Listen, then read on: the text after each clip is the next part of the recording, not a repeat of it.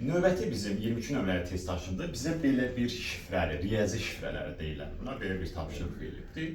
A üstəgəl AB üstəgəl ABC verir BC1. Bu halda A kvadrat plus B kvadrat plus C kvadrat bizdən soruşur. Baxın, böyük əksər şagirdlər bunu ədəd qoyur işləyir, amma bu ədəd qoymaq sizin zamanınızı alır. Müəyyən bir qaydalar var ki, onları tətbiq edin, çox rahat siz nəticəyə gedib vara bilərsiniz. Bax, yoldaş, demək, baxıram birinci təklik mərtəbəsinə. Buradan biz notlarımızı almalıyıq, ondan sonra tapşırığımızı işləməliyik. Birinci təkliklərdən baxıram, A, B, C.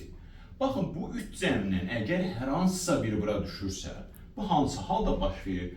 A ilə C-nin cəmini sonu sıfırla qutarmalıdır ki, üstünə B gələndə, məsələn, bu ikisinin cəmi 10 olsun, tutaq ki. 10 üstəgəl B, məsələn, B tutaq ki 5, 10 üstəgəl 5, 5 kişi 1 gedir yaddaşa. Təbii ki, bu ikisinin cəmi sonu sıfırla qutarır. Bu ikisinin də cəmi sonu sıfırla 2 dənə bir rəqəmli ədədin cəmi 20 ola bilməz, ancaq 10 ola bilir. Yəni, əgər bu halla rastlaşsınız növbəti imtahanlarda, bu təklik mərtəbədə ədədlərin hər hansısa biri bura düşürsə, yəni baxın, B bura düşürsə, demək A ilə C-nin cəmi 10-dur. Düşünə bilərsiniz ki, bəlkə ikisinin cəmi sonu elə sıfırla qutarır, elə sıfırdır. Yox, bunlar bir-birindən fərqli ədədlərdir. Sıfır olmaz. Həm də ki, ilkin mərtəbədə sıfır ola bilməz. Yəni, onsuz da baxımlar sadəcə qeyd. Demək, bunlardan biri bura düşübsə, yəni B bura düşübsə, A ilə C-nin cəmi not alıram. Buradan bu notu alıram. A ilə C-nin cəmi 10-dur. B düşdü bura, yaddaşa 1 getdi. Əgər buradan məsələn C bura düşsəydi, A ilə B-nin cəmi 10 olasıydı. Baxıram bura. A üstəgəl B. C verib. A üstəgəl B. Bir notum budur. Notlarımı bu qaydada rampaya alacağım. A üstəgəl B yaddaşdan da 1 gəlib. C alınıbdır. Görən bu prosta C-dir, yəni sadəcə C-dir, yoxsa 10 üstəgəl C-dir. Əgər bu sadəcə C olsaydı, yəni buradan yaddaşa işinə getməsəydi, onda bu A olduğu kimi düşərdi. Demək ki, bu cəmdən yaddaşa 1 gedibdir ki, 2 dənə də bir rəqəmli ədədin cəmdən yaddaşa ancaq ki 1 gedə bilər. Tutaq ki, bu 9-dur, bu 8-dir, 17-dir, buradan da 1 gəldi, 18. Yenə də ən yaxşı ədədləri qoyanda yenə yaddaşa 1 gedir. Yəni, buradan yaddaşa 1 gedib ki, o 1 gəlib A-nın üstünə alınıb B. Yəni, A üstə gəlib 1 B-dir. Buradan da demək ki, A ilə B-nin cəminə buradan yaddaşdan 1 gəlib, C-ni verməyibdir bizə, veribdir bizə 10 üstə gəl C. C düşüb bura, o 10 1 kimi gedib yaddaşa. Buradan bir sadələşmə eləyirəm.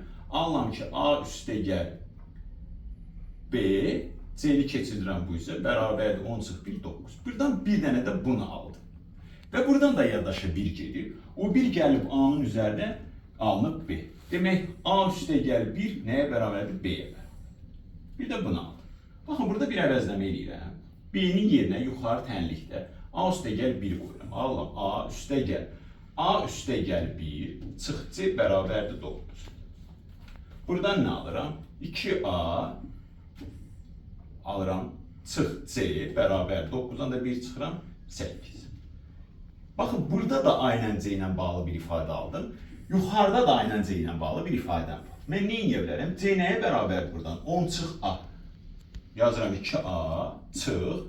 C-nin yerinə 10 çıxa qoyuram. Bəzi şagirdlər mənfi olanda çaşır deyə, mən ilk öncə bu tənliyi bu vəziyyətə salıram. C-ni keçirirəm bu üzrə, C üstə gəl 8, mənfi ilə sıxıntımız olmasın deyə.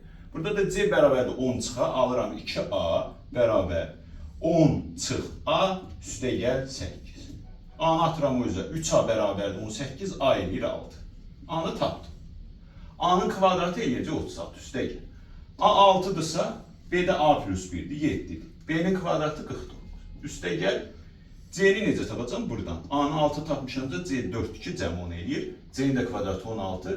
Bunları cəmləsəz 52-49 verəcək bizə 101. Doğru cavab olacaq 101. Bizdə də variantlara diqqət eləsəz, burada da variantlarda 101 var. O da C variantı.